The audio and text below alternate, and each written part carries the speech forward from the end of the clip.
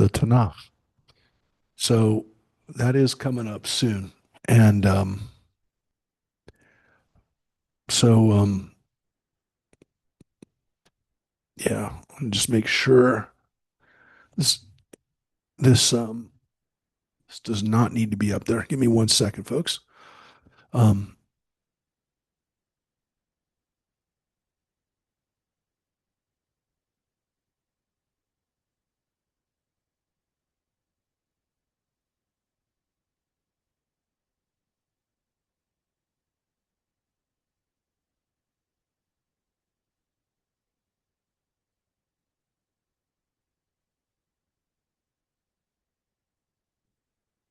yeah, I don't know if you guys saw the AI companion. It was not necessary. I don't even know if I love AI, but whatever. You do not need to be with me all the time. So yeah, we had we're gonna get our thing up there. Yep, there it is. And we're online, we're recording.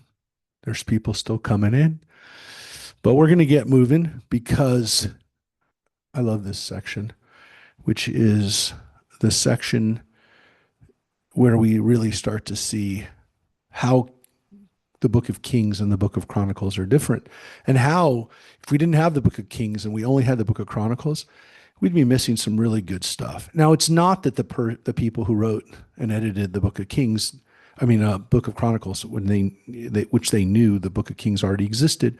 It's not like they didn't tell you there was not. They admitted they not only admitted. I mean, they encouraged people to look at the other books. We even in this last chapter that we read last week, it says the other events of Solomon's reign, early and later, recorded in the Chronicle of the prophet Nathan. We don't have that book. In the prophecies of Ahijah the Shilonite, we don't have that book. In the visions of Jito the seer, considering Jeroboam the son of Nebat, we don't have that book. But we do know that they're telling people there are other books about them. And again, one of the other books we have is the book of Kings, which itself was based on other books. So these chronicles and these books and these other texts, they're referred to in the Bible. And so, yeah, it would be great to have all of the first sources. I mean, when someone tells you, hey, there's other first sources out there, you're like, I'd like to read those other first sources. I really would. You know, they're there, or they were there, not there now, but they were there at some point. It'd be great to have them. When somebody tells you that, you know, when somebody tells you that there's some old pictures of your family, or there's a story that your great great great grandfather wrote about the family, you'd be like, yeah, I'd like to know that story. I'd like to hear that story. So it's frustrating not having the access to those things, but we have what we have, and we have more than other people do, because there's not many people in the world. There's not many nations. There's not many peoples in the world where we have as much information about our ancestors as the Jewish people do because of this. Now, again, a lot of the information are about kings and prophets and leaders, the judges. I mean, we know about individuals who are significant. No, we know about other people who are priests and who are singers, and they weren't all kings. But yeah, we only get some names, but at least we get some, and they're not.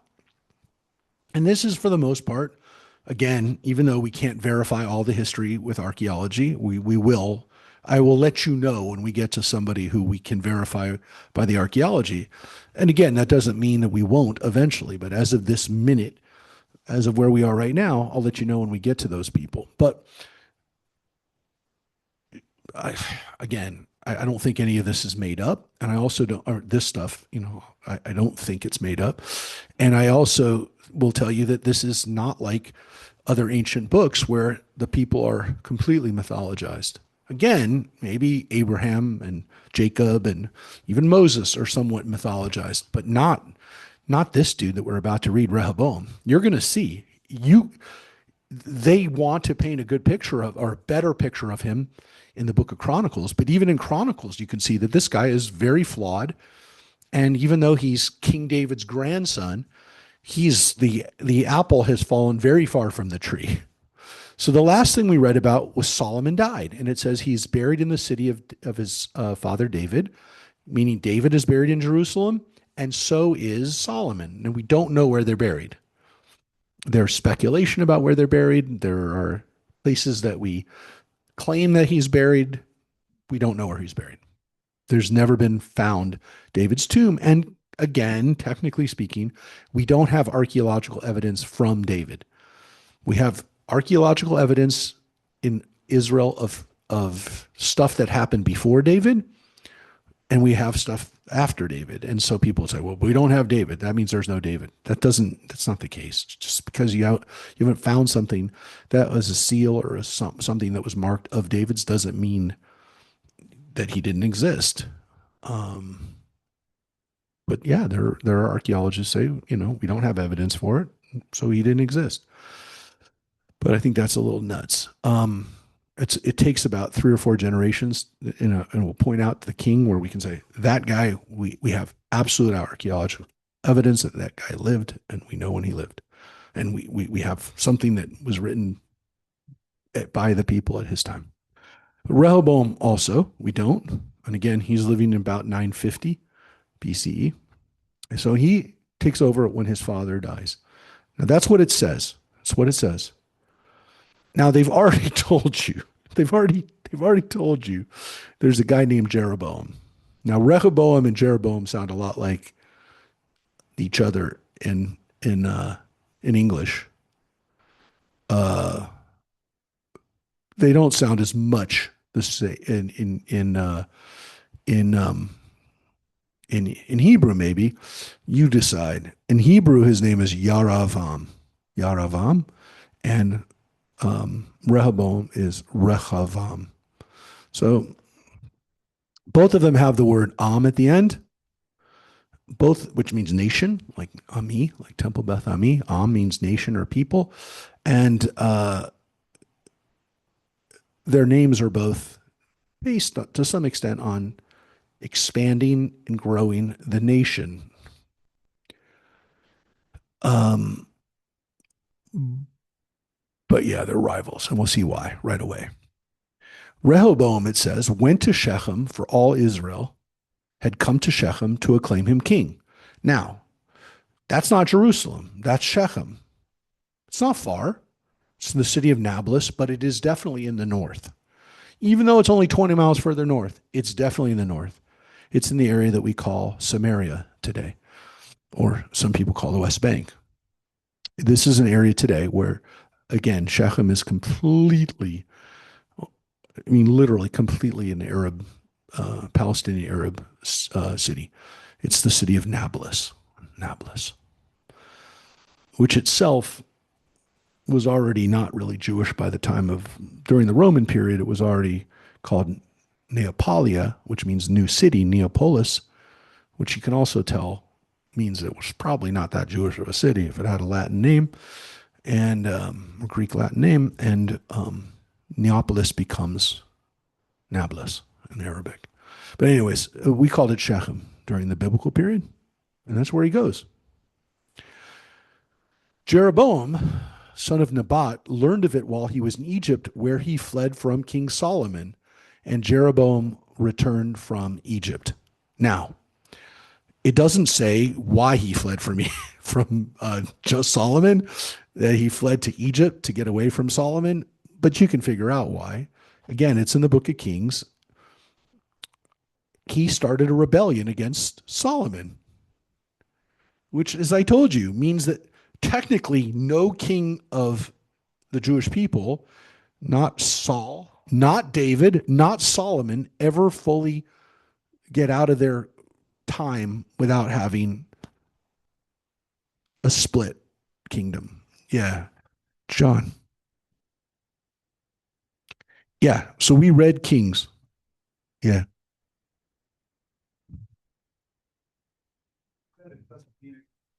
No, no, I know. You read it and it is based. So why isn't it?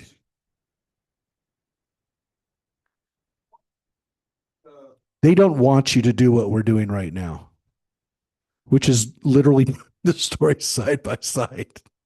They don't want us to do that. Well, it's not that they don't want us to do it. They didn't expect it to do us. And they said, look, read one of them. It's not, and I said this before you got here. It's not like it's not like they said, don't read the other one.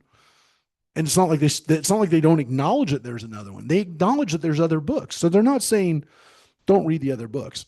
But at the end of the day, if you're reading my book, you're going to get a take out of this that, again, it's not that they're lying and saying this didn't happen, but they didn't say it, right? So it's a mission, right?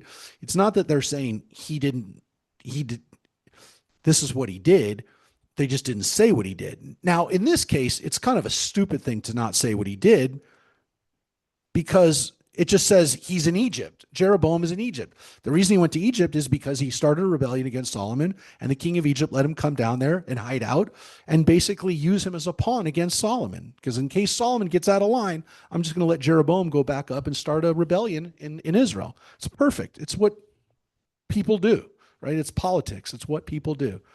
I'm going to keep Solomon's enemy in my back pocket. And remember, Solomon is married to the Pharaoh's daughter. So it's not like he doesn't have a relationship with Pharaoh, but Pharaoh knows I don't need problems from Solomon. And if I get a problem from Solomon, I'm going to release Jeroboam on him. So Jeroboam is safe for the time being while he's in Egypt, as long as the king of Egypt needs him. Now, again, there could be a new king of Egypt. The king could die, and he could say, I don't want this Jeroboam guy, and he could kill him. This stuff happens today. The president of the dictator of Syria, Assad, is sitting in Putin's backyard right now, right? He's in Russia because Putin's like, if I need this guy, I can always let him go back and cause problems in Syria. If Turkey or if the United States, if they get out of line and I want to cause some problems, I'll give Assad some money. I'll let his people, go, I'll support his people, the Alawites, and we'll have a little fun in Syria again. It happens right now. It's happening right now. So, yeah, this is what the king of Egypt did. Solomon, well, may not be the same guy that was Solomon's father-in-law, but it could be his brother-in-law. Solomon's brother-in-law has got his enemy sitting in his backyard as a card to play. So that's where Jeroboam is. But when it says when he learned about it, he returned from Egypt and he goes back to the north. They sent for him, and Jeroboam and all Israel came and spoke to Rehoboam as follows. Now, when it says they sent for him, we assume that they're talking about Rehoboam, not Jeroboam, because Jeroboam's there. And they're calling out Rehoboam right away. He's just taken over as king, and here's what they say. Like, again, we're going to set the tone with you, Rehoboam. And they say, the northern kingdom says, or the northern tribes say to him, your father made our yoke heavy. Now lighten the harsh labor and the heavy yoke that your father laid on us, and we will serve you. He answered them, come back to me in 3 days. So the people went away. So the way they say it to Rehoboam in the first place is, if you don't repeat the mistakes of Solomon, we'll be with you. Of course, they don't say the second part, which is, and if you don't, we're going to rebel. So this part is exactly the same. This is clearly they knew what was in king. They had kings right in front of them. They wrote it down. Okay. He answered, come back in 3 days. Same thing, right? It's almost the same. I mean, there's slightly. I mean, it's enough the same that it's clear that they used that text. Okay. Wait, I just want to make sure because I want to line it up where it starts going off. King Rehoboam took counsel with the elders who had served during the lifetime of his father Solomon. So he's talking to the old guard, right? He talks to his dad's advisors. What answer do you counsel to give these people? What should I say to them? And they answered him, If you will be good to these people and appease them and speak to them with kind words, they will be your servant always. Now, clearly these people were with Solomon before, and in whatever happened, Solomon wasn't, according to the North, was not treating the people very easily. You know, he was making them do stuff like forced labor, building these cities, building the temple, building things for him. So they say, be nice to these people. Like you can bet, you can guess what's going to happen if you forgot. But he ignored the counsel that the elders gave him and took counsel with the young men who had grown up with him and were serving him. What, he asked, do you counsel that we reply to these people who said, lighten the yoke that your father laid on us? And the young men who had grown up with him answered, speak thus to the people who said to you, your father made our yoke heavy, and now you make it lighter for us. Say to them, my little finger is thicker than my father's loins. My father imposed a heavy yoke on you, and I will add to your yoke. My father flogged you with whips, but I will do so with scorpions. Yeah, that's the end of his quote.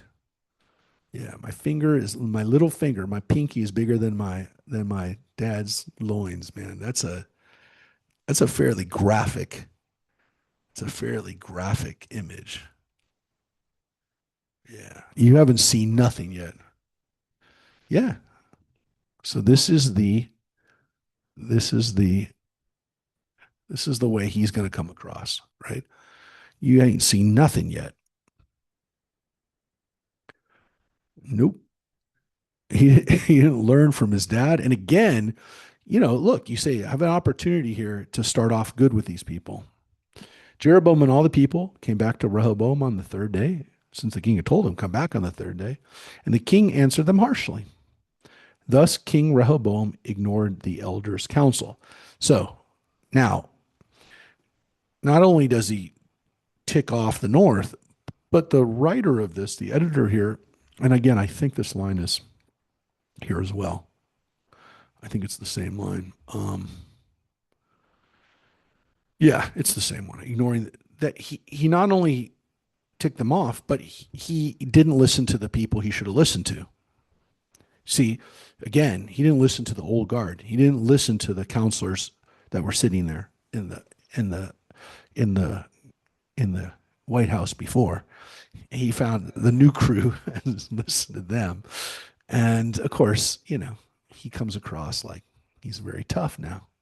So, um, and so it says right here, you know, the king answered him harshly, right? And he spoke to them in accordance with the counsel of the young men, repeats it, and said, I will make your yoke heavy and I will add to it. Let me just make sure this. Yeah, my father, whatever. I will make your yoke heavy. And I will add to it. My father flogged you with whips, but I will do so with scorpions. The king did not listen to the people, for God had brought it about in order that the Lord might fulfill the promise that he made through Ahiah the Shilonite to Jeroboam the son of Nebat. Now, Ahiah the Shilonite is the one that they referred to back in the end of chapter 9 when they talked about this book of Ahiah. Now, he is from Shiloh, from what was the religious capital of the north, or of Israel, but it was in the north. Shiloh, it was where the ark was before they brought it to Jerusalem. So it's one of those holy cities, one of those cities in the north where Levites were, and people were praying and stuff like that. So you can imagine that there's people in the north who are not happy as it stands. So Jeroboam has been told by Ahiah the Shilonite that you're going to now lead the northern kingdom as a punishment, assumedly now, to Solomon and to his son Rehoboam for deviating from a good path. And it says, when all Israel saw that the king had not listened to them, the people answered to the king, we have no portion in David, no share in Jesse's son. To your tents, O Israel. Now look to your own house, O David. So all Israel returned to their homes, But Rehoboam continued to reign over the Israelites who lived in the towns of Judah. So it says that the kingdom split. And again, I think that's pretty close to what this says here. The same line. We have no portion. And um,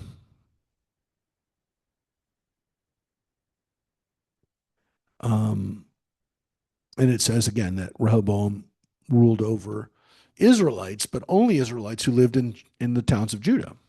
Then it says King Rehoboam sent Hadoram, who was in charge of the forced labor, but the Israelites pelted him to death with stones. Thereupon King Rehoboam hurriedly mounted his chariot and fled to Jerusalem. Now, here it says the same thing, though it says his name is slightly different. Here in Kings, it says his name is Adoram, and here it says it's Hadoram. It's clearly the same guy, and it's not that much of a difference, but in the incident is virtually the same. But this incident is the casus belli, as they say. This is the war is on this thing, right? Just like they say the World War One started. Oh, there she is, with the assassination of Archduke Franz Ferdinand. Well, this war started because Hadoram was killed. Now, it says that King Rehoboam got out of that area, got out of the north, and fled to Jerusalem, which means he's still in the north when this break happens. And here's what it says in Chronicles. Israel has been in revolt against the house of David to this day. That's the way the chapter ends. And the way it says it here is it says, thus Israel revolted against the house of David, as it is still the case. Which again, pretty similar. But here it adds, when Israel heard about that Jeroboam had returned, they sent messengers and summoned him to the assembly and made him king over all Israel. Only the tribe of Judah remained loyal to the house of David. Now, that line isn't there. You see, it's not there. Now, this is, you could say, a minor difference. But it's not a minor difference, because what they did was essentially in the book of Chronicles not acknowledge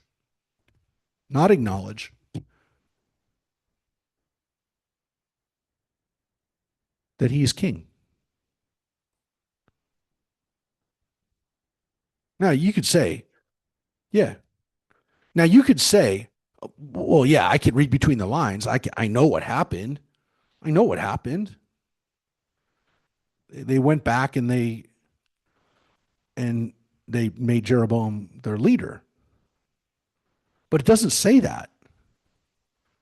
So it's almost as if the author of Chronicles doesn't want to call Jeroboam king. They didn't. I mean, I'm saying that because it says so in Kings. So Kings has a very practical aspect when it comes to this. Now, the book of Chronicles says Israel has been revolt to the house of David to this day. But that's a little different than saying, and they had another king and they were a separate monarchy. Now, again, you're going to see it in the book of Chronicles. I'm not going to say they're not going to call these guys king, but there is a difference. And I think it's almost this acknowledgement that, like, the least amount of times we say it and the way that we kind of play it out is we know they're in revolt, but we're not really going to acknowledge that this is a different dynasty. It's one thing to be in revolt. It's another thing to say, and there was a separate dynasty. Because in reality, what it is, it's an acknowledgement. If you say that there was another king and his name was Jeroboam, you're really also saying that, again, with the exception of David's 33 years as king of a united kingdom and Solomon's reign of about 40 years, with the exception of, again, didn't happen because Jeroboam is in hiding, but clearly Jeroboam was causing problems, which is why he had to leave. There really is only 70 years, 65 years of a united monarchy. It never exists. It's a hope, but it never happens, really. So, you know, it's as if the Civil War happened in America and the North and the South really split. It would have meant that only from 1776 to the 1860s, which is you can do the math, it's 4 score and 7 years, when you're talking about 87 years, 90 years, that's all America would have had as a united country. And obviously that was a possibility. If the South had won, or at least caused the North to give up on unification, the United States would have only been unified from 1776 to 1860. So think about it. This is what happened. This is what happened in Israel. It was almost the same thing, the North versus the South. So that is, you know, look, be an interesting thing to see. If North Korea and South Korea ever are united again, which I think some Koreans obviously hope that that would happen, they'll say that, yeah, from 1950 to 2000 and whatever, the Koreas were split. But at some point, there's people in Korea that'll say that North and South have to be united. So they'll say, yes, there was a period of time in our 1,000-year history, 2,000-year history, you know, Korea has an interesting history of being occupied by the Japanese and the Chinese for so many years. So whatever. The point is that they'll say we had 80 years where we were not unified, but for most of our history, we were unified. It's a weird thing here, how history tells that, how we tell that story. So now let's look at this. Let's look at how this Rehoboam versus Jeroboam goes down. You know, um, I'm just waiting for somebody to point out. Um, yeah, just I'll just show you now before somebody else. Um, points this out. Um,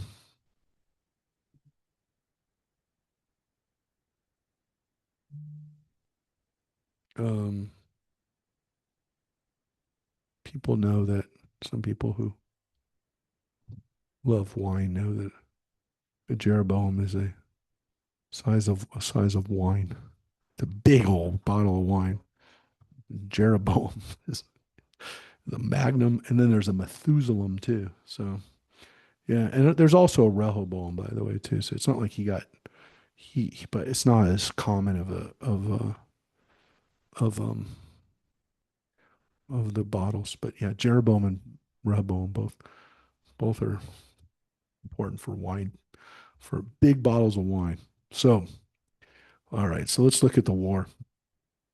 When Rehoboam arrived in Jerusalem, he mustered the house of Judah and Benjamin, 180,000 picked fighting men, which is interesting, by the way, that Benjamin is fighting with them because Benjamin was the tribe of King Saul. But it's also the tribe where Jerusalem is. So it's the north versus like the south, including, DC, if you will. 180,000 picked fighting men to make war with Israel in order to restore the kingdom to Rehoboam. But the word of the Lord came to Shemaiah, the man of God.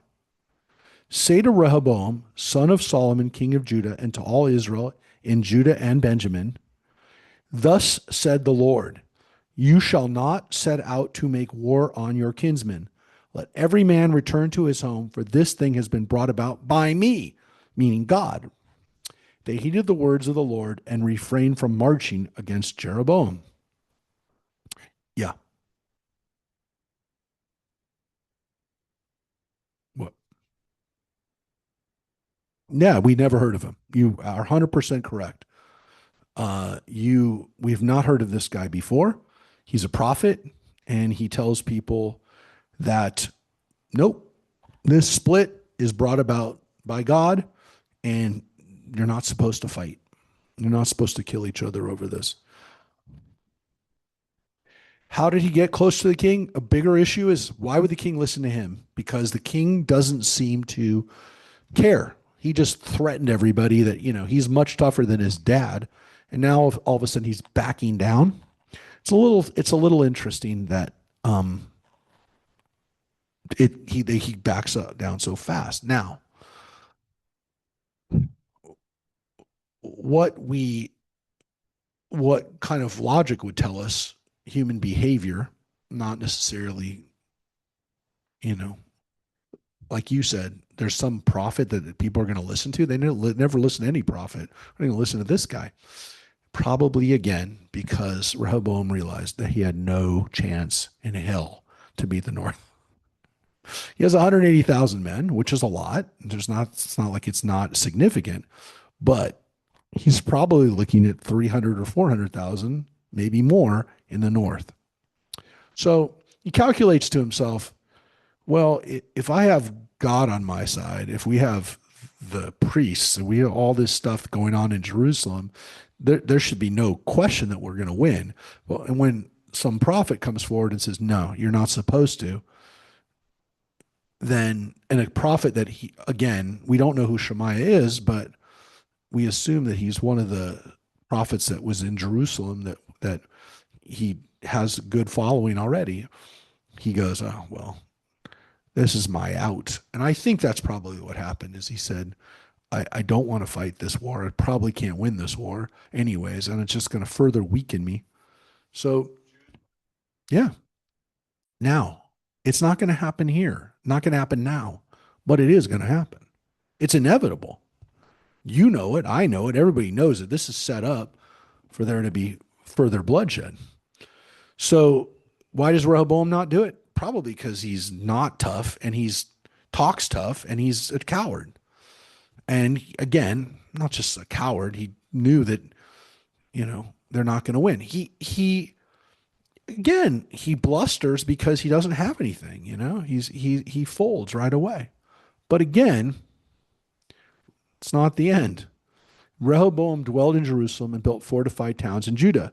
He built up Bethlehem, Etam, and Tekoa, Bethsur, and Soko, and Adullam, Gath, Maresha, and Ziph, Adoraim, Lachish, and Azekah, and Zorah, and Ayalon, and Hebron, which are in Judah and in Benjamin as fortified towns.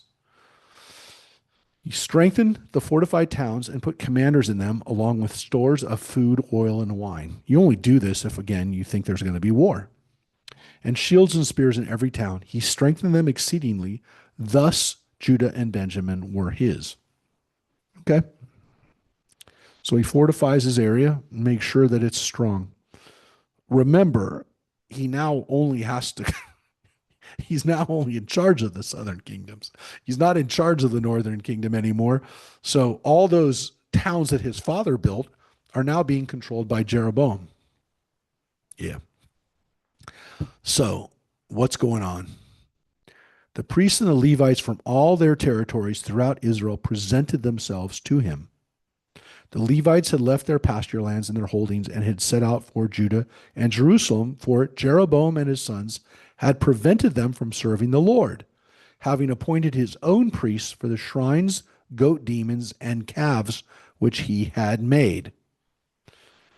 From all the tribes of Israel, I'll finish in a second. From all the tribes of Israel, those intent on seeking the Lord, God of Israel, followed them to Jerusalem to sacrifice to the Lord God of their fathers. So there were priests and Levites who were not happy with what Jeroboam did. Now, according to this, he put his own priests in. But the book of Chronicles says they were also not doing stuff just for God. They were doing stuff to goat demons. Translation again of the word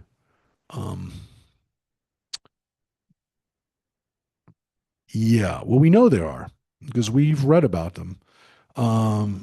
So wait one second. So they call them the goat demons are the Seirim, the goat demons. There might be other translations. I don't know. Does the King James say something else for goat demons? Yeah. So devils, sorry, devils, demons. So according to this, it's not just that he has his own priests. They're not even worshiping God. Um, they're also worshiping calves. And we know they were worshiping calves because he established a calf in the in the north, far north at Dan, and then also in Bethel in the southern part of his kingdom. He had one golden calf in one place and one golden calf in the other. And again, for those who study who were with us back when we read the book of Exodus, the story of the golden calf, most of the biblical historians today say that the story of the golden calf, whatever the Jews did at Mount Sinai to upset God, whatever they created, maybe it was a calf, maybe it wasn't a calf. Whatever they did, they upset God at Mount Sinai. They were worshiping other gods. But the calves were there for a reason, which was to make a big jab at what Jeroboam had done by putting up the calves. Why? Because we believe today, most biblical scholars are in agreement that the story of the golden calves was written after those golden calves had been established. These golden calves that he put up are done about 950. The book of Exodus was probably written about at the earliest 800, 700, say BC. Say 800. Still 150 years after this happened. So they knew that Jeroboam put up calves. And the fact that they have a story that golden calves were made at Mount Sinai is either, gosh, Jeroboam's really, really stupid, or whatever they did at Mount Sinai was bad. But let's just call them golden calves so that everybody knows that what Jeroboam is doing is just what upset God at Mount Sinai. Okay? Maybe they were golden calves. We don't know. But they definitely were golden calves because of that.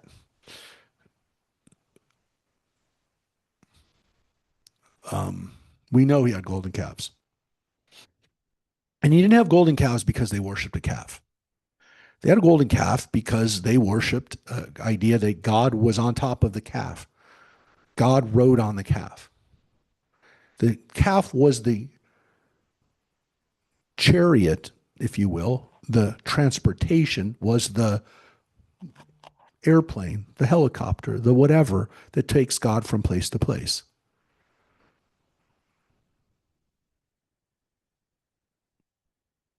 Again, we have a version of that in the South. They're the Kruvim, they're the angels with wings. So we have a version of that too. So there are biblical scholars who've pointed out that, come on, what Jeroboam's doing is not really that different than what Solomon did by building the Kruvim. But we get a dig in on him, which is that, again, what he did was idolatry. What Solomon did was cool with God. We have the story that our ancestors told in the South. I'm not saying that Jeroboam was a good guy. We don't know that he was a good guy, but we are all getting that we are getting the story from the other side, our side. That's the tribe of Judah, the kingdom of Judah, the people that followed the southern ways. Okay. So again, from all the tribes of Israel, those intent on seeking the Lord God of Israel follow them to Jerusalem to sacrifice to the Lord God their fathers. That line tells us that they weren't happy with what was going on with the worship in the north. How many people like that? We don't know. Now, it does say that they strengthened the kingdom of Judah and supported Rehoboam, son of Solomon, for 3 years, for they followed the ways of David and Solomon for 3 years. 3 years, yeah. Well, you'll see. Rehoboam married Mahalat, the daughter of Jeremoth, the son of David, and Abihail, the daughter of Eliab, the son of Jesse. So it says that Rehoboam married from within the Judah people, right? He marries one of his cousins, right? Jeremoth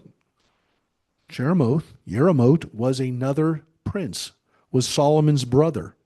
He married Solomon's brother's daughter, Mahalat, his cousin, totally legal. And he also married a daughter of David's This was even a second cousin, right? This is Eliav is David's brother. And so technically speaking, it's a cousin. I mean, it could be Eliav's granddaughter. It says daughter, but it could be his daughter or it could be a granddaughter of Eliav, but it's a second cousin. It's not through David, it's through David's brother, Eliav.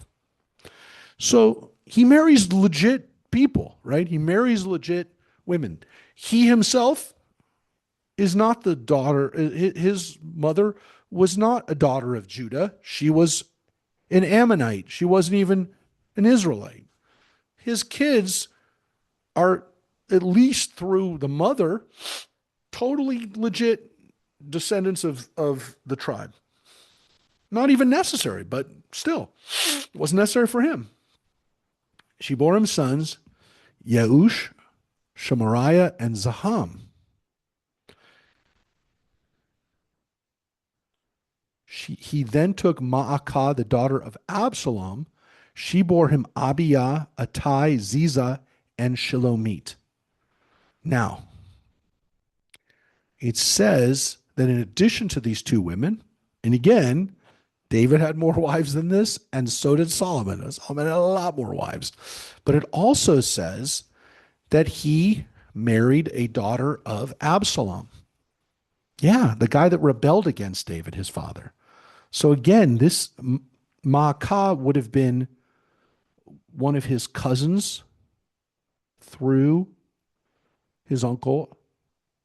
Rehoboam's uncle was Absalom, was dead, but his daughter would have been his cousin.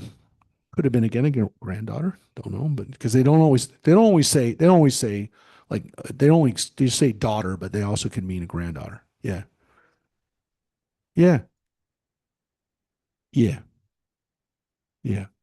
Not only does it not stop, as John's saying, it doesn't stop. You can see the setup here, which is he already had these other kids. He already had these other kids.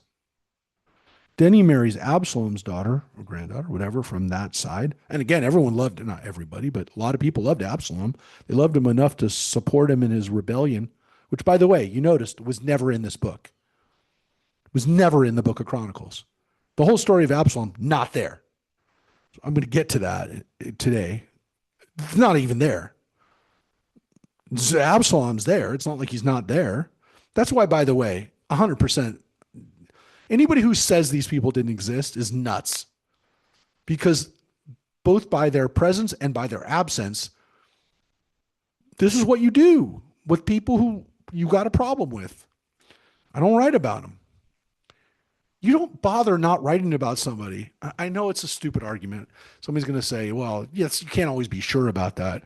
But gosh, isn't it so typical? There's a guy, I don't want to acknowledge him, and so I don't write about him. I just didn't write about him. I chose not to write about the guy. Come on, if the guy's made up, would you like if the guy was made up, he wouldn't be absent until just now. Yeah, well, yeah, he's an important guy, right? He's one of the most important guys. Yeah, Shemaiah is an important guy. We never heard of him, and then he pops up and saves a lot of people's lives. Yes, but this, like, no mention of Absalom. We didn't have to mention him in this book at all, and now suddenly we know he has a daughter, granddaughter, whatever. There's somebody that he married her. It's not a. Not only did he marry her, this is the one that becomes the king. It shouldn't have been king, just like he shouldn't have been king, just like Solomon shouldn't have been king, just like David shouldn't have been king. The guy who becomes king is never the one who's supposed to be king. It's never the firstborn. It's never the firstborn, which just causes more chaos, right? Because if I mean, it's good chaos in a way because it's like, who's going to be king? Well, it could be anybody. Could be anybody. Maybe this guy deserves it, but it's not going to be because he just randomly won the birth lottery. Anyways, so he marries Maacah from Absalom's side, which, by the way, means that even though Absalom was bad dude and everything else, his family's still alive. They didn't kill them all. Okay. This is, you tell me this is made up? It's 100% true. I believe it. Come on. Rehoboam loved Maacah, the daughter of Absalom, more than his other wives and concubine, for he took 18 wives and 60 concubines, which again is not as much as his dad did. So he begot 28 sons and 60 daughters, which, by the way, if you have 18 wives and 60 concubines, is not ridiculous by any stretch of the imagination. Again, it's like everybody had a kid. It's not very possible. It's not ridiculous. It's not like Solomon had 300 wives and 700 concubines, which this book also doesn't say happened. Never says that. We assume, based on the fact that it says he had many wives, that he had many wives. It doesn't say even he had this many. And you didn't miss it. We just read Chronicles about Solomon. It did not say that he had all those wives. So it says that Rehoboam designated Abijah, the son of Maacah, as chief and leader among his brothers, for he intended him to be his successor. Again, not his first wife, not his first child. That woman, her son, gets to be successor. He's the heir. He prudently distributed all his sons throughout the regions of Judah and Benjamin and throughout the fortified towns. He provided them with abundant food and he sought many wives for them. Okay. When the kingship of Rehoboam was firmly established and he grew strong, he abandoned the teaching of the Lord, he and all Israel with him. Now, that's when they say he went off the rails. He did lots of good stuff and then he went off the rails. Now, need to go over here. Need to go over real closely here with what we missed or what they didn't say. So, first of all, let's just do something really quick. Let's just show them what they said about Jeroboam. Um, First of all, it says Jeroboam said, I need to stop people going to Jerusalem. I'm going to make up golden calves.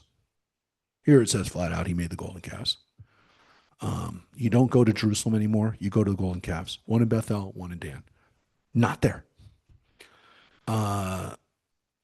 Again, the judgment is that's a bad thing. Says he also made priests who weren't Levites. That's a bad thing. But he made his own priests. The version we read in Chronicles didn't say that they weren't of Levite descent. This book says that they weren't. Okay. He stationed priests at Bethel at the calves, and he established a festival on the 15th day of the 8th month, which was like Sukkot a month later. Okay. No permission to do that. Now it says that while he's doing this sacrifice on this day, a prophet comes. Here they call him an agent of Adonai, of Hashem. There's going to be this altar here. There's going to be a descendant of David. His name is Josiah, and he is going to kill the priests that offer here on this very shrine. Wow. Called him out by name 300 years before he was born. Okay, maybe. That's a pretty on the spot prophecy, but okay. And of course, that's what happens. These altars finally come down during the time of Josiah. And it's this famous scene of how they try to get the prophet here. And these are all stuff that's going on in Bethel. This is all the stuff about Jeroboam, which we don't have again. And I don't want to spend too long on this. But again, it's a perfect example of how stuff in the north, these stories, are not in the book. And again, what's the purpose of it is to tell you the house of Jeroboam did not deserve to continue. Now, it says that Jeroboam had a son named Abijah. Wow, that's pretty weird because Um, that's the same name as the son of Rehoboam. Yep. And here's a very famous scene where they go to Ahiah, the prophet, the one who told him that he was going to be king. This whole narrative is not there. And it basically says, again, you screwed up, Jeroboam. Your kingdom's not going to last. Um, all that is not in, again, this whole narrative is not there. And again, Jeroboam is king for a really long time, by the way. I forget the exact amount of years right now. I'll tell you in a second. But Jeroboam, he dies. And again, it says his son Nadav comes after him. Then it gets back in the king's narrative to Rehoboam, right? So it did that whole thing about Jeroboam, and then it goes back to Rehoboam, right? Here in Kings, it tells you what it didn't tell you in the book of Chronicles. His mother is an Ammonite, conveniently left out of the book of Chronicles. Now, again, I'm not saying it's the end of the world, but they don't even tell you that because, again, they don't want to make him look like he's not, 100% kosher. But here it tells you, Kings, I just showed you, wasn't in Chronicles. Now, in this book, it tells you right away that Judah did what was displeasing, provoking more outrage than their ancestors had by the sins they committed. They built shrines and pillars and sacred posts to these other gods. Right?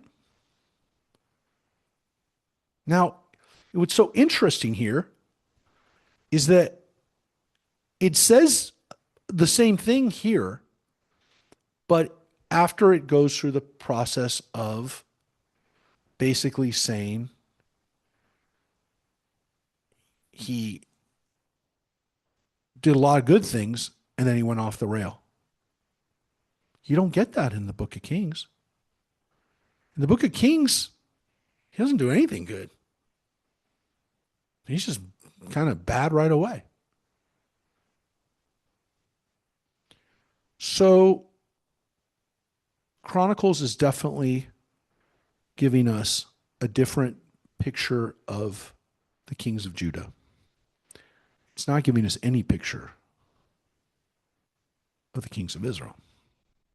I'm not going to do that throughout the next couple of weeks. I'm not going to show you every time the thing deviates. It'll just make you nuts. But I am going to show you this right now because I did this, by the way. I did this with the help of AI. Oh, my AI friends did this with me. Because believe it or not, I didn't really find a good version of this anywhere. I mean, it was not in like one really good place. So I made this chart of the difference between Kings and Chronicles. And so, for example, in the things that we're reading right now,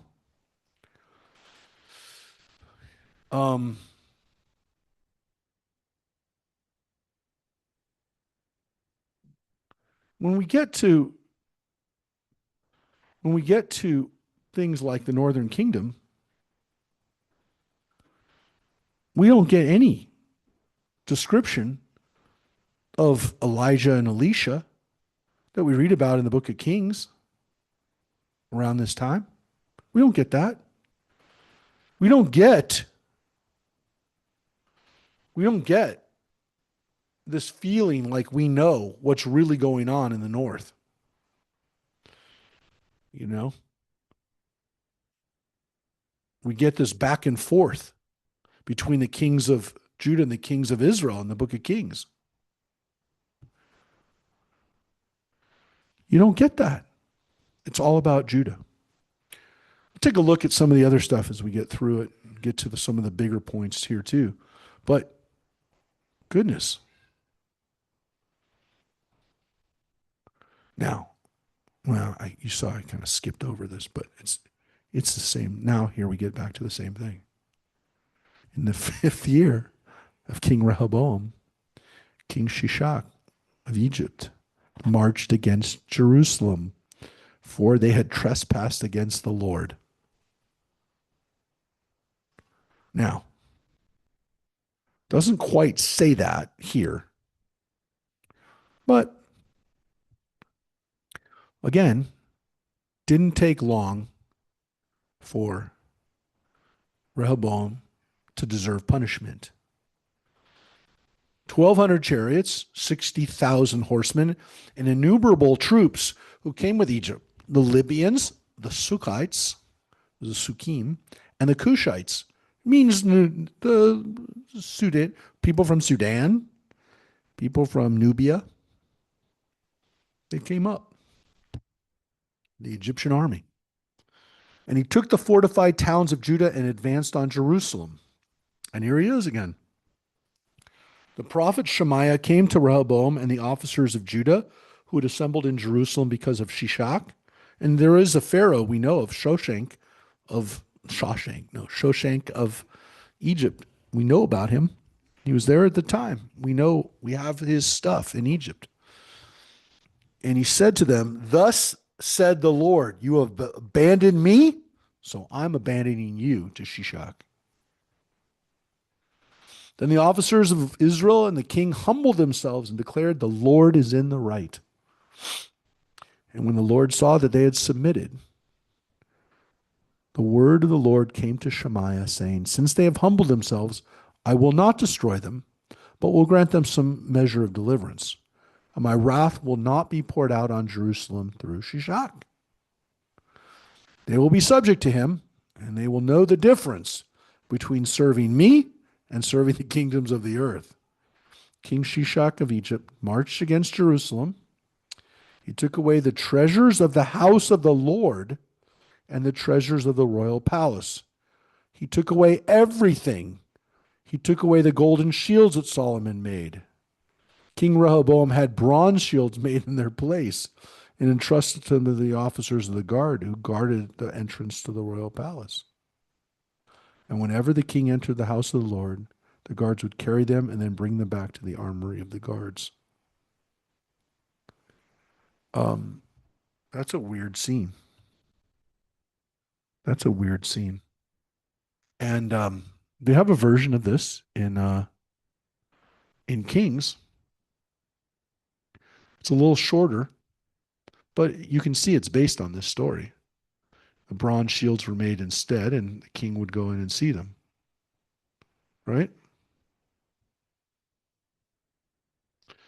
After he humbled himself, the anger of the Lord was averted, and he did not destroy him entirely. In Judah too, good things were found. King Rehoboam grew strong in Jerusalem and exercised kingship. Rehoboam was 41 when he became king, and he reigned 17 years in Jerusalem, the city of the Lord, and chosen out of all the tribes to establish his name there. His mother's name, there it is, Naamah the Ammonitess. He did what was wrong, for he had set his heart to seek the Lord.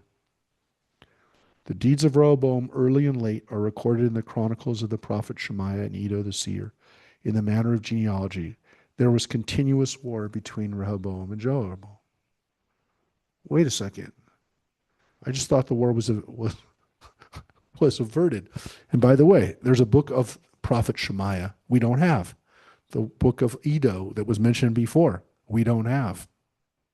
Now, this simply says in the book of Kings that he died. His mother's name was Naamah. Said it again here too. But here they had, in Kings they had said it before. In Chronicles they didn't say it until now. And here it says that he did good, he did bad, and then he went back and did good. And then it says he did what was wrong in a judgment of what he had done. But there seems to be this understanding that Rehoboam was not completely bad and that he survived this Egyptian assault. But everything was taken. Now, by the way, if everything was taken, and again, when they remake the stuff, they have to make it out of bronze. That means anything that was made out of gold or silver was taken. and they don't have enough gold left over to make replacements. They can make bronze ones, but they'll look like gold, but they're not gold. Eventually, they'll save up money, but a huge thing just happened.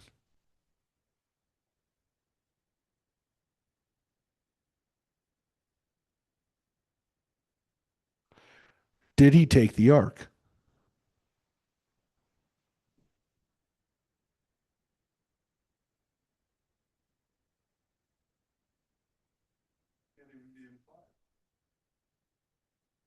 Did he take the ark?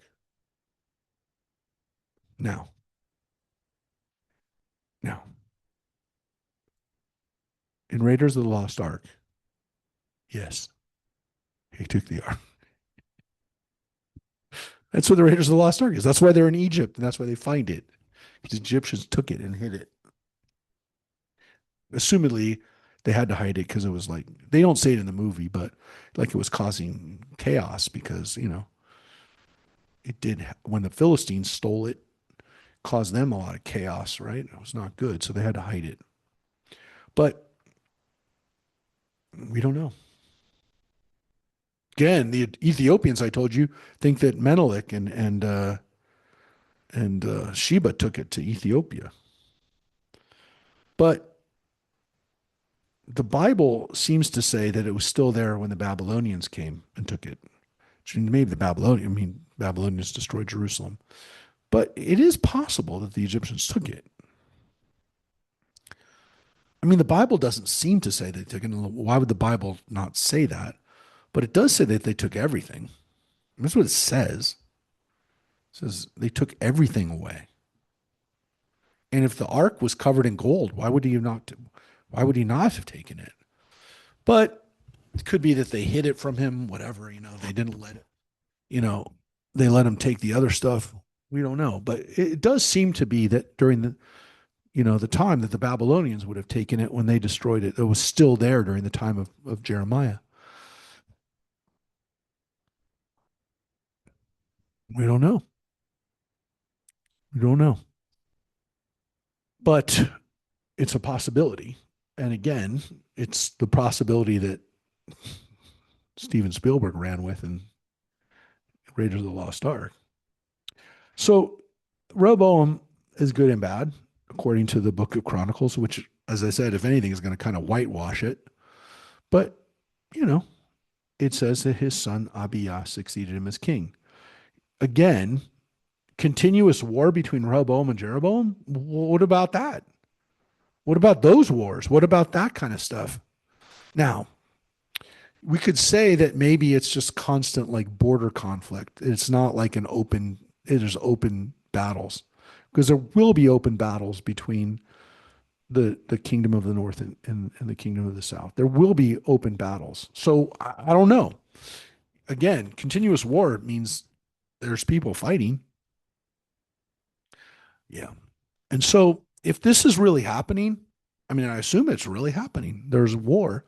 It was not of the level yet where they're saying that, yeah, that we're going to call this out as a, you know, let's look at it when we get to these to these other kings.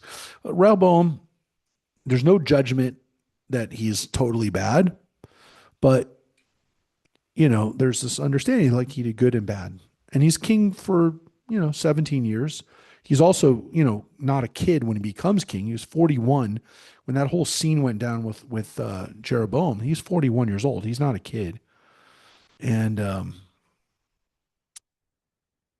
know. All right, so let's look at the next king. So what's confusing is in Chronicles,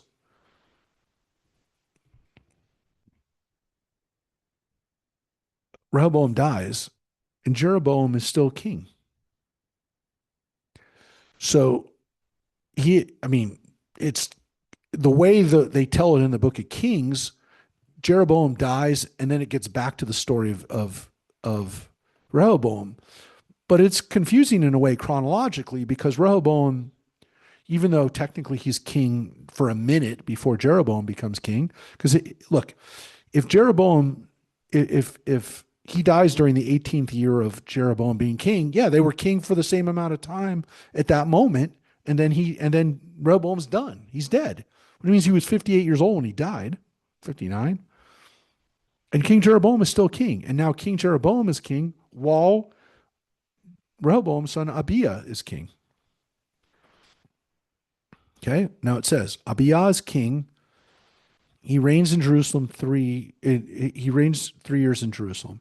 His mother's name was Micaiah, the daughter of Uriel Gibeah. There was war between Abiah and Jeroboam. Now, let me just show you right here. I'm going to go back forward here. Here, it says that Maacah, the daughter of Absalom, is Abiah's mom. Here, it says right here that Abiah's mother was Micaiah, the daughter of Uriel of Gibeah. It's not the same. Now, it's close to the same name, Maacah and Micaiah. Those are close names, but it's not the same, and it's not the same person. Now, again, how do you account for the fact that these are different people? Now, it's possible the scribes got it wrong. The rabbis are not going to say they got it wrong.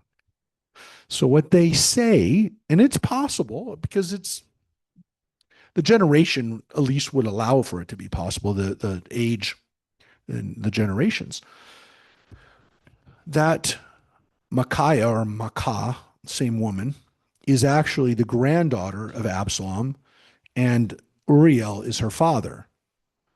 Uriel is a generation between Absalom and Maacah. And it's very possible because, again, if Absalom's daughter was Rehoboam's son, I mean, that would be like a generation off. So there could have been a guy in the middle. It's possible. But again, it would be weird because it's the same book. Now here it says there was war between Abiah and Jeroboam. Well, there was war between his father, Rehoboam, and Jeroboam, so of course. Now here is the difference. It says Abiah joined battle with force of warriors, 400,000 picked men. Jeroboam arrayed for battle against him, 800,000 picked men, warriors. So again, when we saw before, when Rehoboam was going to go into war, his father had 180,000 men. This guy now has 400,000 men. That's twice as many. It's a legitimate, increase in force. But it's still only half as many as Jeroboam has. So when you say, well, why did Rehoboam not go into battle? It never said how many people Jeroboam had. But assumedly, if it ain't 800,000, it's pretty close. It's at least 500,000.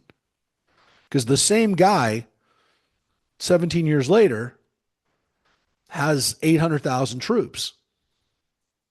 So, yeah, it's still not a fair fight based on the numbers.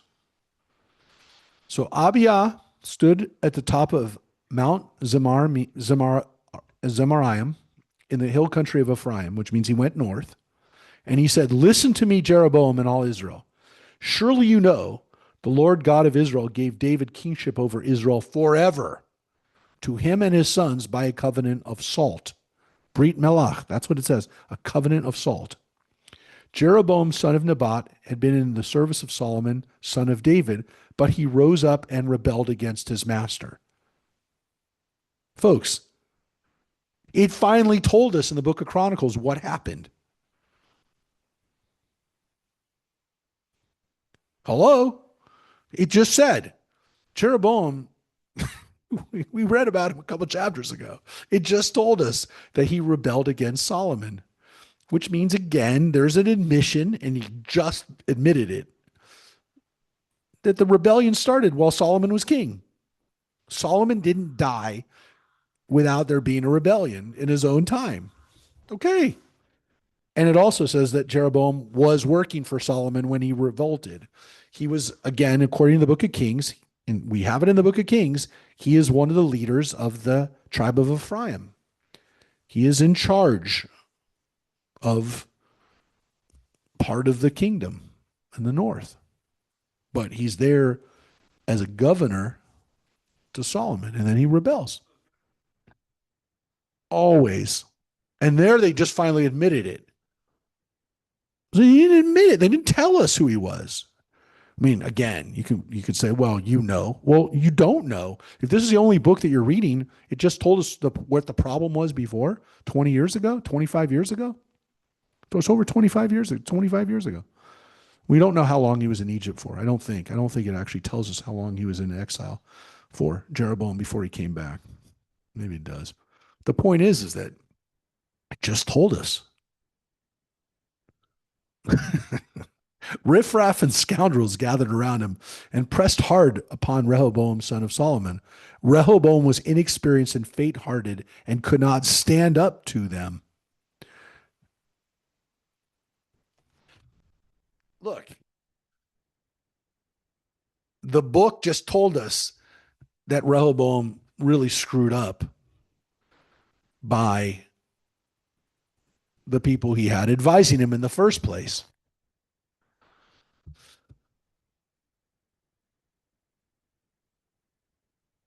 So,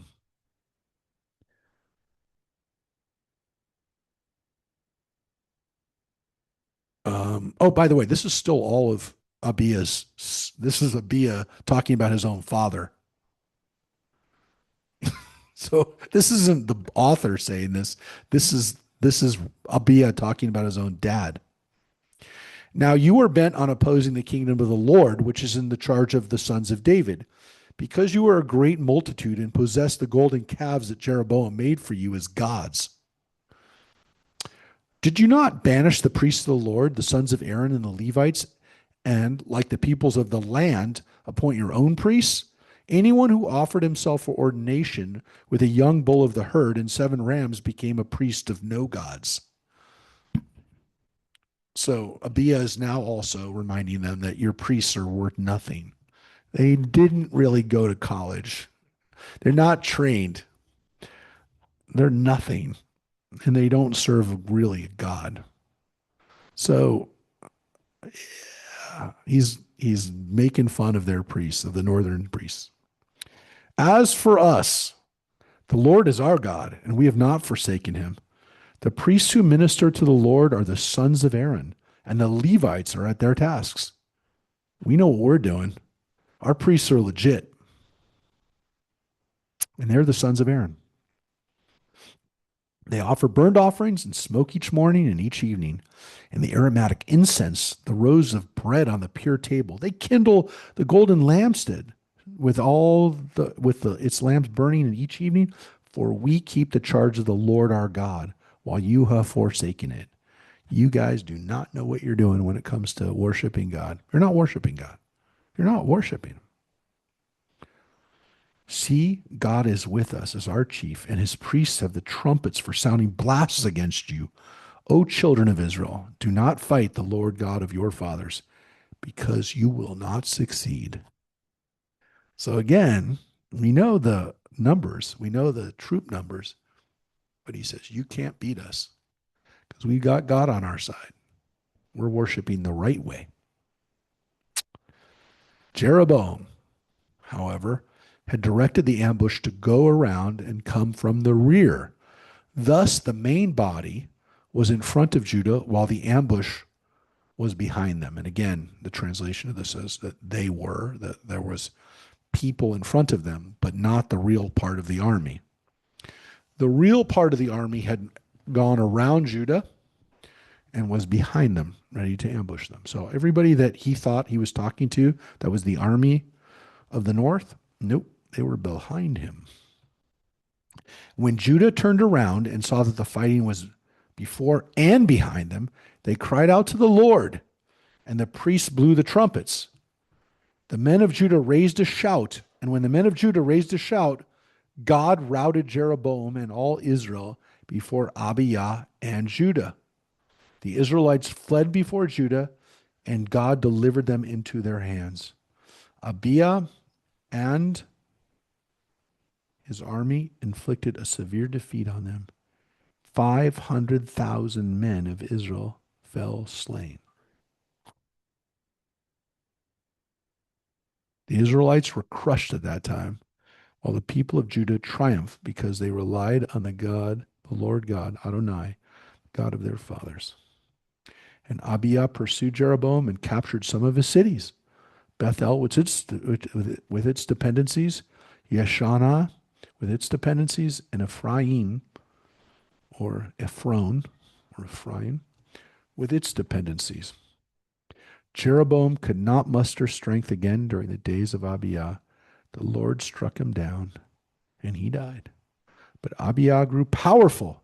He married 14 wives and begat 22 sons and 16 daughters. The other events of Abijah's reign, his conduct and his acts, are recorded in the story of the prophet Iddo. And Abijah slept with his fathers and was buried in the city of David. His son Asa succeeded him as king. The land was untroubled for 10 years. Which, by the way, based on um,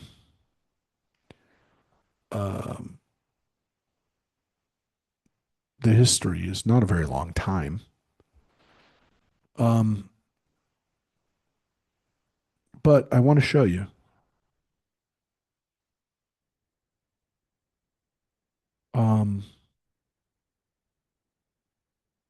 This is the story of Abijah in the book of Kings. He continued in all the sins that his father before him had committed. He was not wholehearted with the eternal his God, like his forefather David. Yet, for the sake of David, the eternal his God gave him a lamp in Jerusalem by raising up a descendant after him and preserving Jerusalem. For David had done what was pleasing to God and never turned throughout his life, except for Uriah. Having Uriah killed and married Bathsheba and that whole incident. Otherwise, David was good, and that's why his descendants get to be good. There was war between Abijah, and here he's called Abiyam instead of Abijah. And notice, right? And there it says actually Jeroboam and Rehoboam in some cases, all the days of his life. The other events of Abiyam's reign and all his actions are recorded in the annals of the kings of Judah. There was war between Abiyam and Jeroboam, and Abiyam was buried, and his son succeeded him as king. So none of that story that we just read, which makes Abijah or Abiyam look like a good guy. That's not in the book of Kings. Chronicles really creates a whole different portrait of this guy. Here, he has a war against the north, and he succeeds because he believes in God, and God delivers them. It's a huge story. It's not in the book of Kings. Now, they don't. And the reason the rabbis don't talk about it, so John says, why is there not a discussion about it? Now, the rabbinic traditional Orthodox answer of the differences between Kings and Chronicles can never be they're written by different people, there are different attitudes, there's different intention. They'll never say that. So what they'll say is that there's stories that were in one and not in the other, and vice versa. Number one, most Orthodox folks are not concerned with this. They're not concerned with the wars and the stories of Judah and Israel. Generally speaking, it comes down to this. There were good kings and there were bad kings, and as long as the Jewish people did what that was right for God, everything would be fine. And every time that they don't, things go bad. Now, look, that's based on the text. I mean, it's not like the rabbis made that up. That's what the texts say. Now, what the texts also say is that good kings don't necessarily always live a long time, and bad kings sometimes live a really long time and seem to get away with everything. There's no good answer about that, by the way. There's not a good answer theologically to say, gosh, this doesn't seem to be fair, other than things don't always work out the way they should, right? The Bible tells us that. The rabbis aren't going to get into that. They'll come up with answers that, like, again, maybe the guy's dad was so good that the son who was bad got some extra bonus points from the dad. I mean, they say things like that. They'll also say, look, the fact that there's one story in one place and one story in the other doesn't mean that that one's wrong. It's just that you add it up and it gives you a full story. But for the most part, they don't really care. They don't care about this history. It's not based on anything that helps us understand who we are as Jewish people from their standpoint, because when it comes down to it, it's whether you're following the Torah or not, or whether you're doing the right thing.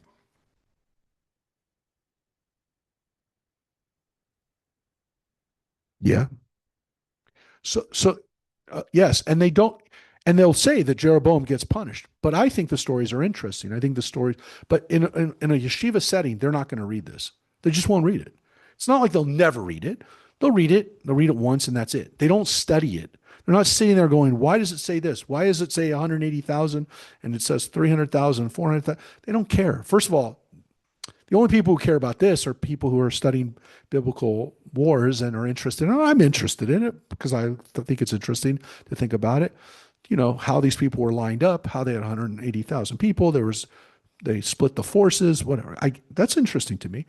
But for most people who are reading this, they don't care from the religious standpoint.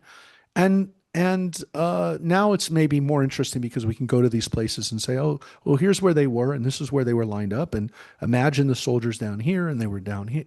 So that's interesting.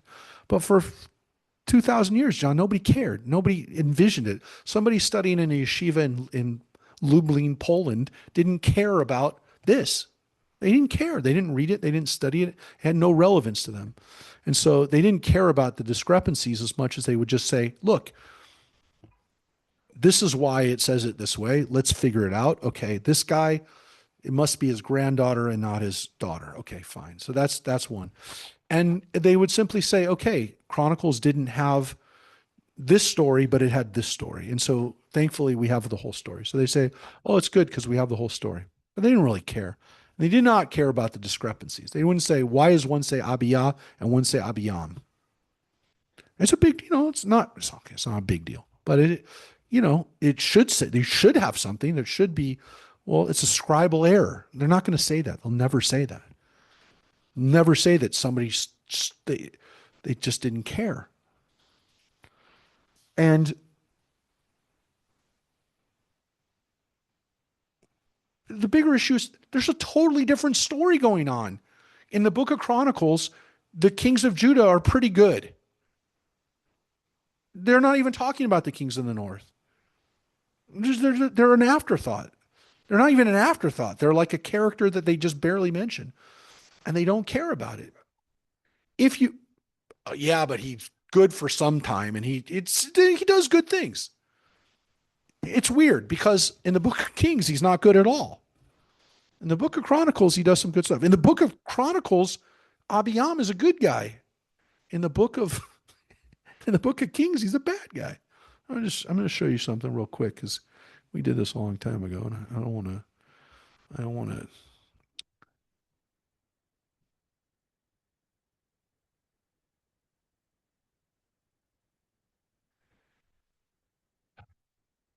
You're right. So why do people not check this? Like why didn't they look at the why didn't they look at the text and say, hey, look, we're doing this.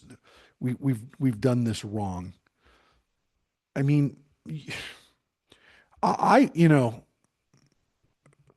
I think I think this is important from the standpoint of let's get the history down. what can we say is what can we say really happened? What can we, so to me, you have to recover the history here, right? You have to here, I'm going to pop this up right here to remind you guys that we looked at this a long time ago before we get much further. Um, yeah, you remember this chart? These are the kings, right? So we're right here. So, and here's Shemaiah, right? Here's the prophet, right? And there's Jeroboam, evil. Starting evil, ends evil. And here it says evil and evil, right? But that's not what that's not what that's not what Chronicles said. Chronicles said that Chronicles said that he was a good guy. He was a good guy. You know, he does this whole speech to the people of Israel. You guys are following the wrong guy, right? We've not forsaken God, right? Our priests are legit, right? The whole thing. That's not in the book of Kings. So it's a weird whitewashing of the kings of Judah, which in a way is a disservice because, first of all, it takes away the complexity of the story, but it also makes it seem like Judah wasn't as bad as it was. And they're going to get punished by the Babylonians, which again, we know that that's part of the theology, right? That's why the Egyptians, it says before, are going against us because we screwed up. They don't look as bad. If these guys are not so bad, but they're bad. Look at the next king. Asa did what was good and pleasing to the Lord his God. The next king, right? Asa succeeded him as king.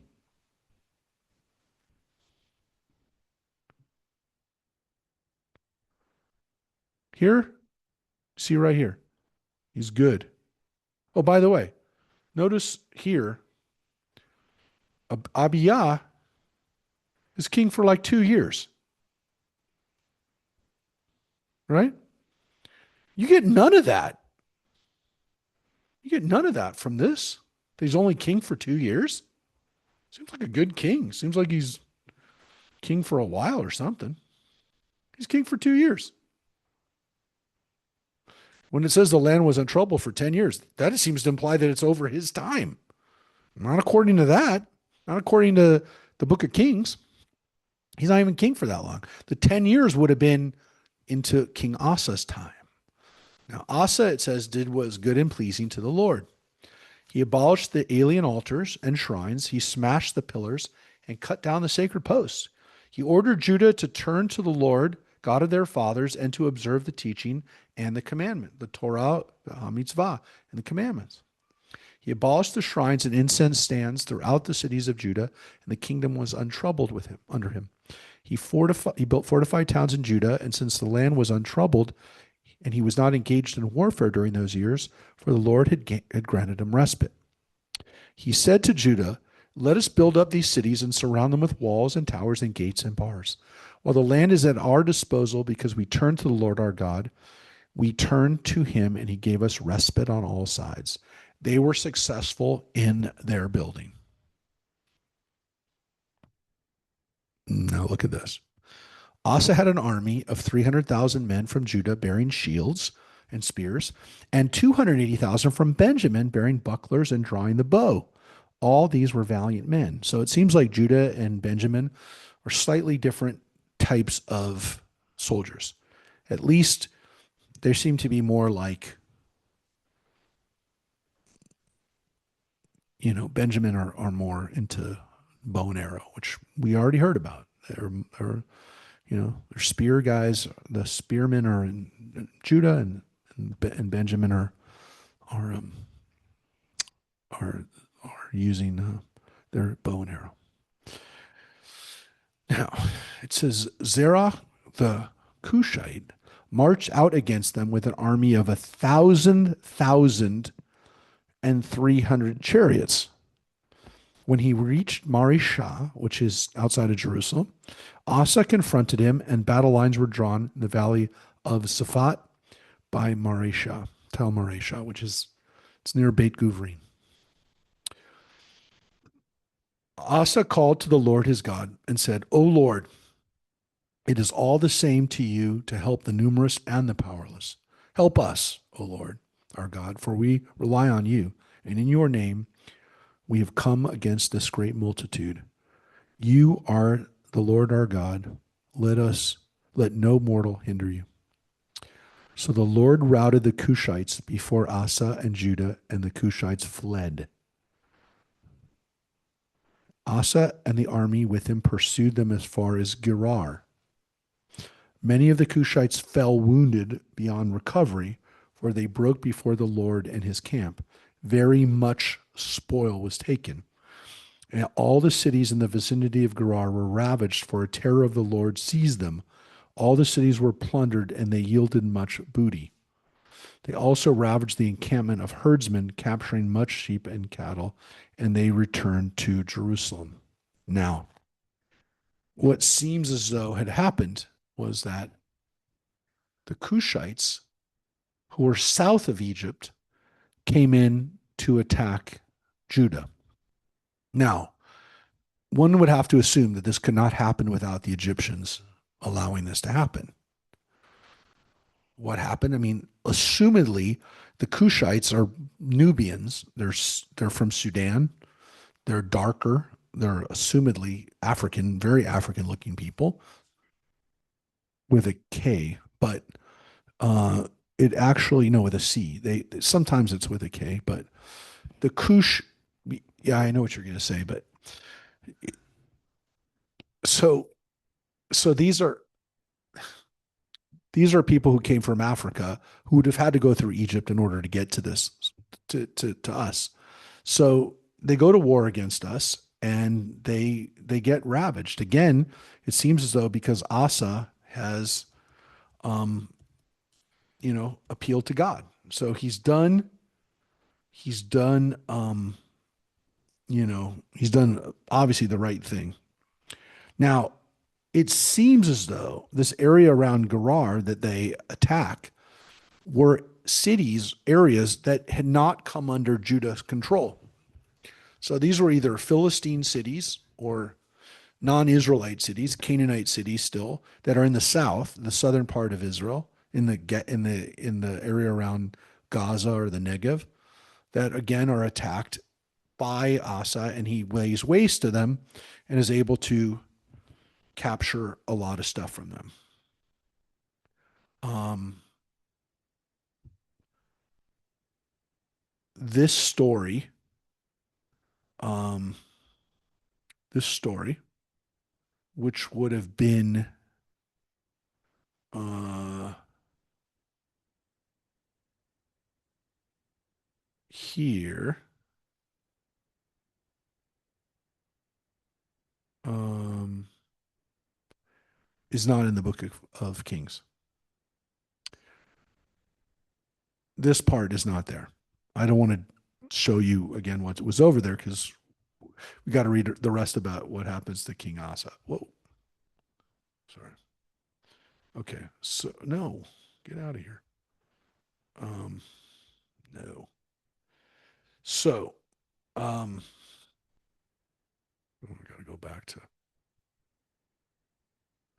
got to go back to what happens in chapter 15. So we'll finish with this chapter today with King Asa. So it says, the Spirit of God came upon Azariah, son of Oded, and he came to Asa and said to him,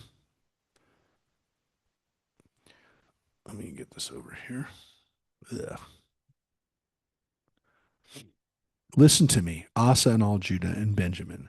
The Lord is with you as long as you are with him. If you turn to him, he will respond to you. But if you forsake him, he will forsake you. Israel had gone many days without the true God, without a priest to give instruction, and without teaching. But in distress it returned to the Lord God of Israel and sought him, and he responded to them. At those times no wayfarer was safe, for there was so much tumult among all the inhabitants of the land. Nation was crushed by nation and city by city, for God threw them into panic and every kind of trouble. As for you, be strong and do not be disheartened, for there is a reward for your labor. When Asa heard these words, the prophecy of Oded the prophet, he took courage and removed the abominations from the entire land of Judah and from the cities he had captured in the hill country of Ephraim. He restored the altar of the Lord in the front porch of the Lord. He assembled all the people of Judah and Benjamin, and those people among Ephraim, Manasseh, and Shimon who sojourned among them, for many in Israel had thrown in their lot with him when they saw the Lord of God was with him. And they were assembled in Jerusalem in the 3rd month of the 15th year in the reign of King Asa. And they brought sacrifices to the Lord on that day. They brought 700 oxen and 7,000 sheep of the spoil. And they entered into a covenant to worship the Lord, God of their fathers, with all their heart, with all their soul. Right? B'chol levavcham u'v'chol nafsha. Whoever would not worship the Lord God of Israel would be put to death, whether small or great, whether man or woman. So they took an oath to the Lord in a loud voice, and with shouts and trumpeting and blasts of horn. And all Judah rejoiced over the oath, for they swore with all their heart, they sought with all their will, and he responded to them and gave them respite from every side. Now, what's so weird about this? Not only is this not in the book of Kings, but it does say in the book that, Asa was a good king, but they're more concerned. I'm not going to, when we finish with Asa, I'll get to this, but it already said that Abiyah and Asa had gotten rid of all the altars and shrines that were to the other gods. Where do these altars and shrines keep coming up? The only thing we can think of, because it's not a different author, it's in the same book, it's in the same chapter, is that it just kept happening. They can't uproot this pagan worship that they just keep falling back into. And like they take it out and it comes right back.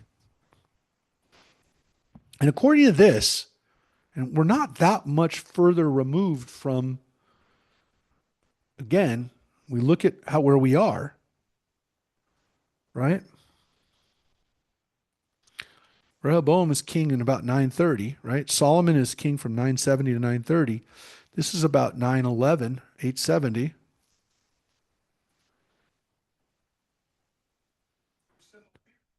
This isn't that long. Yeah. But this isn't even 100 years after King David. King David is king up until 970. This is 911. 911, 900. This is 100 years later. I mean, King Solomon only dedicated the temple, around here, around 970 after his dad died. This is 60 years later, 50 years later. There's people who were alive when the temple was built, was dedicated, when they offered up all these great sacrifices. They've already messed up. But again, it shows you that King Asa is trying to do the right thing. He's trying to get people on the right path. But it's not easy.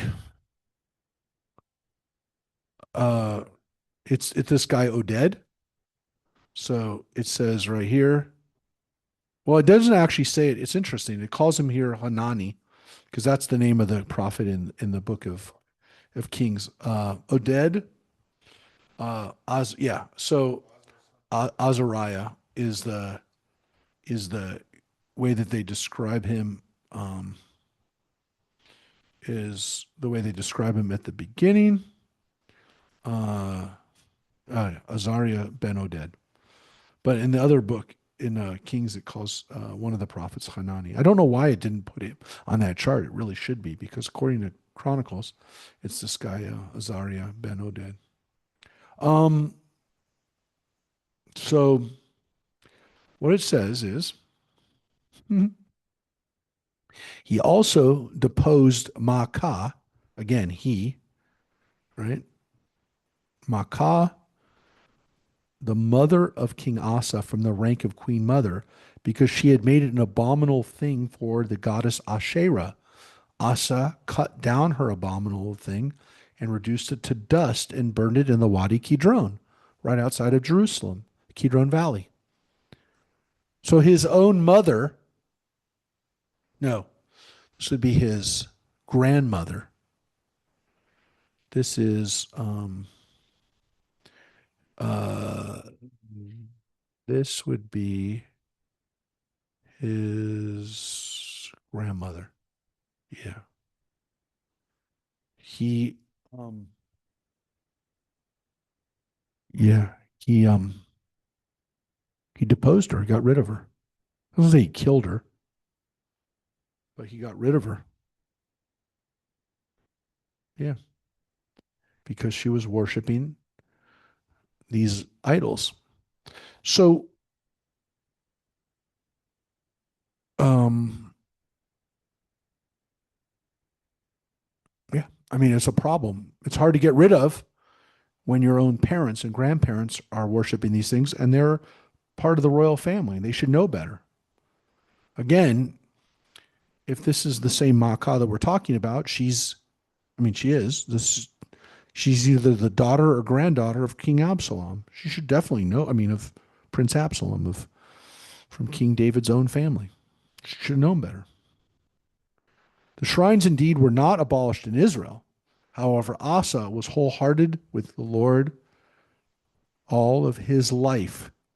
He brought into the house of God the things that he and his father had consecrated, silver, gold, and utensils. There was no war until the 35th year of the reign of King Asa. Now, we know that Asa reigns for about 40 years. And during this time in the north, during this time in the north, there is a change in the kingship, which is not talked about here, which is that there's a new king that takes over from Nadav, Jeroboam's son. And I'm just going to read it real quick. In the 36th year of the reign of King Asa, King Baasha of Israel marched against Judah and built up Ramah to block all movement of King Asa of Judah. So it's a little confusing, Asa and Baasha. It's not Asa and Baasha, but it's really Asa and Baasha. This king of Israel. He is not from the line of Jeroboam.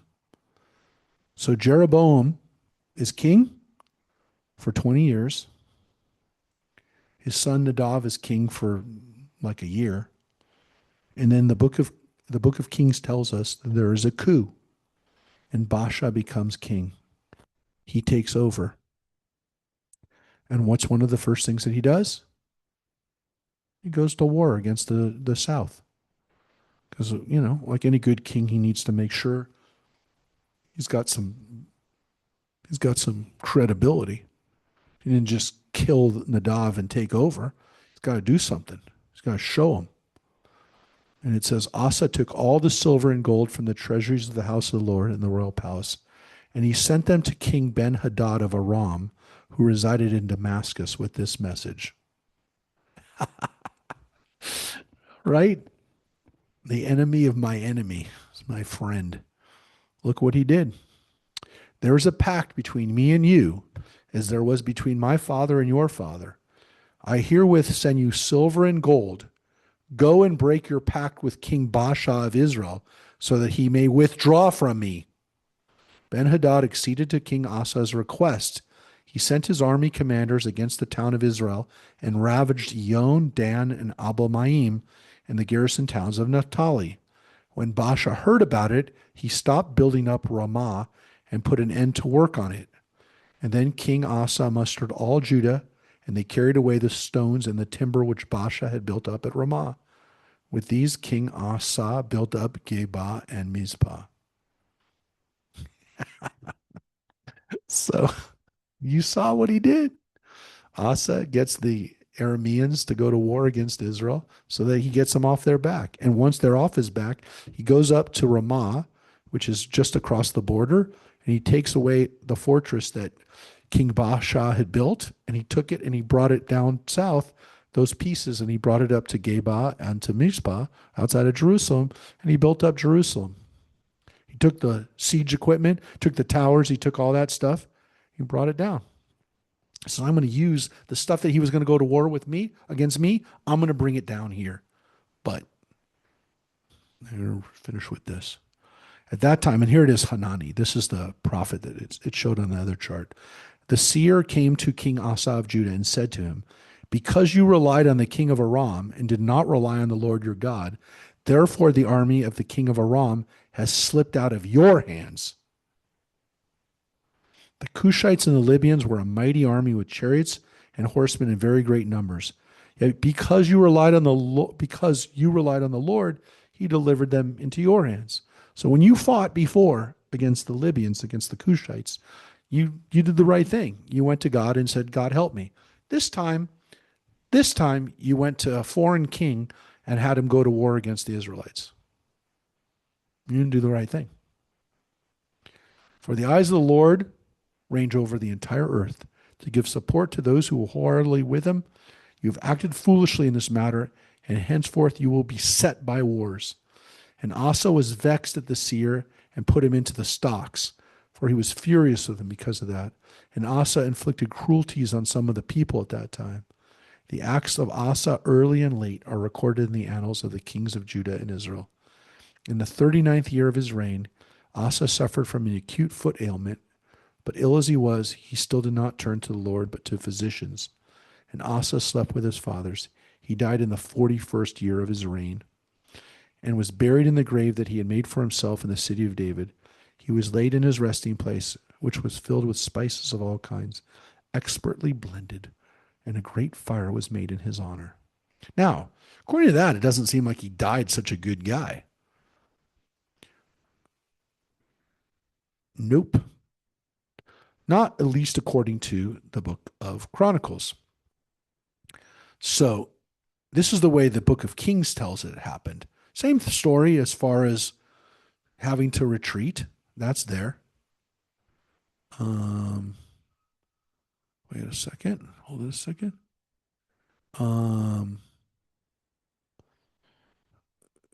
Here's the story.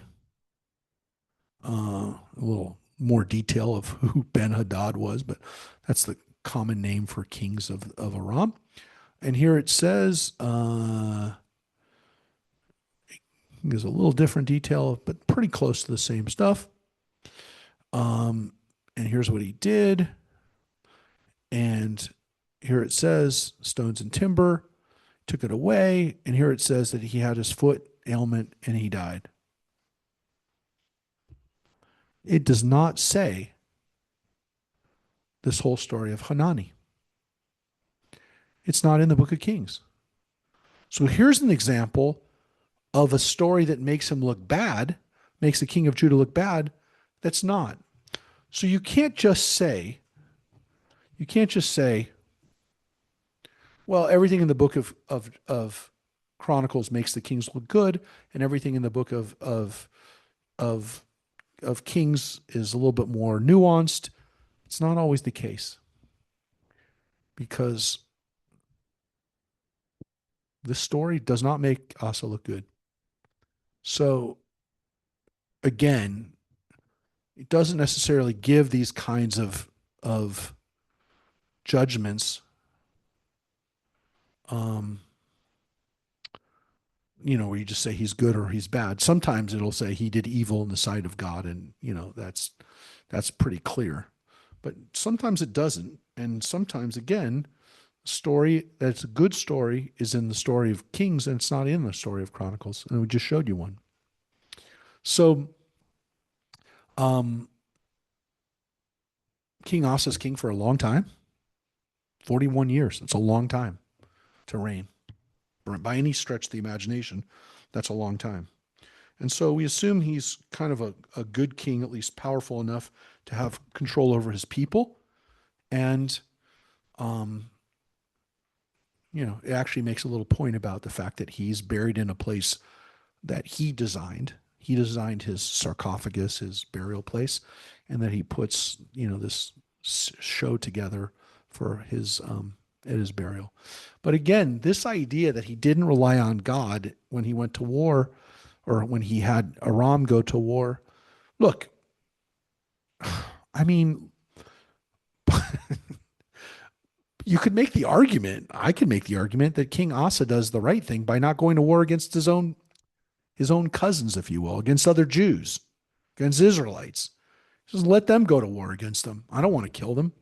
I mean, again, it's the same thing, but you can make the argument that he doesn't want to go to war against them, and this is a way of kind of saving his own people and letting them do the dirty work. Because to some extent, if he went to war against Baasha and goes to war against them and kills a lot of their people in the name of God, that's not very good.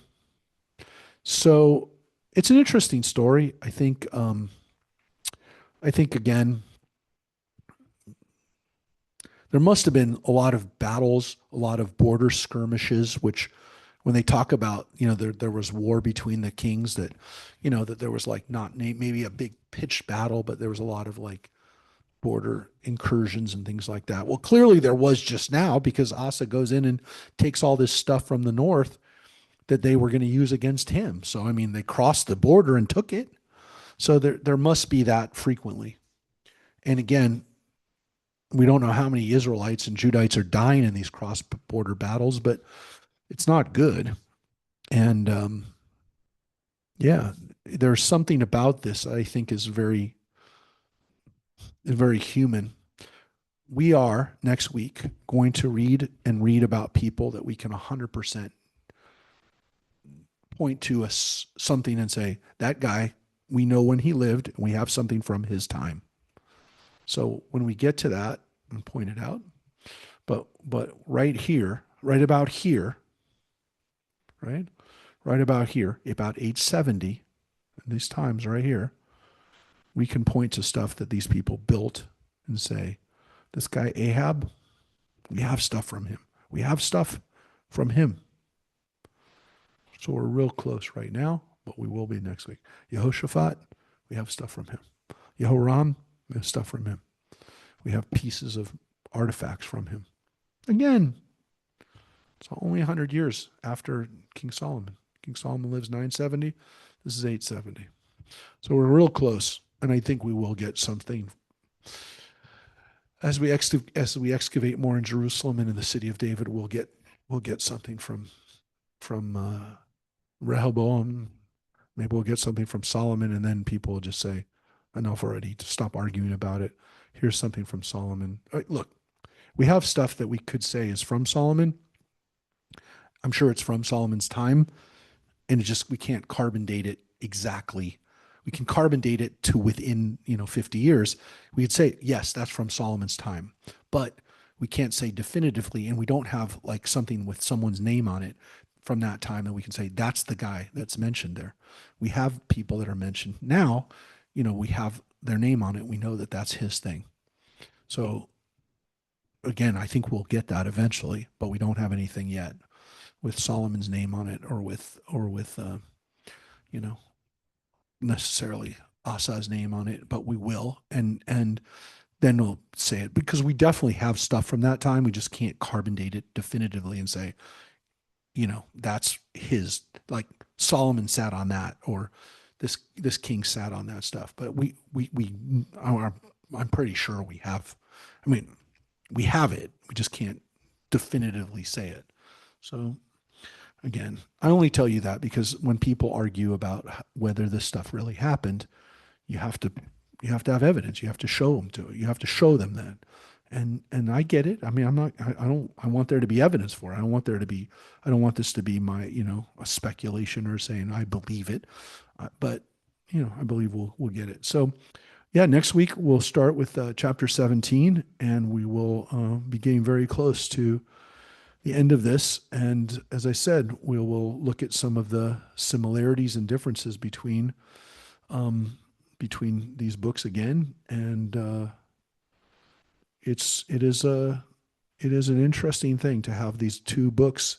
Got to read both. That's why I say you can't just read Book of Kings and say I learned it all. No, you didn't, because there's stuff that wasn't there, and I find it interesting. I mean, I want to know the whole story. So, um, you know, that's why we have it. Thank God we have both versions. All right, folks. We will, yes. We're meeting the 9th and 10th for sure. And we're meeting the 16th and 17th for sure in person. I should say, God willing, as we say traditionally. God willing, we'll meet the 16th and 17th in person as well. I do not yet know about the 23rd and the 24th and the 30th and the 31st. I will say that, like, I'm not going anywhere, but we'll get a better sense of what people are doing in the meantime. So everybody, welcome to December. Welcome to uh well, it's going to get cold. It's going to get cold. Where did this year go? All right, everybody. Thank you. And I'm sure Rosemary will be back. She, like I said, she had a doctor's appointment today, but and we had a few other people that were traveling still. There's still people traveling. Judith just texted me. She's in DC right now. So there's people traveling around, and we miss people. And we'll see you soon. But welcome to December. Take care, everybody.